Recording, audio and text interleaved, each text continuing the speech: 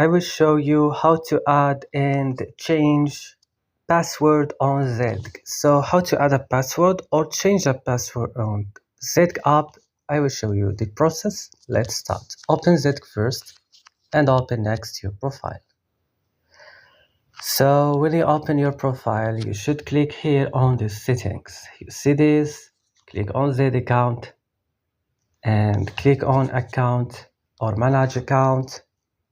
And right now it's going to take you here to this page.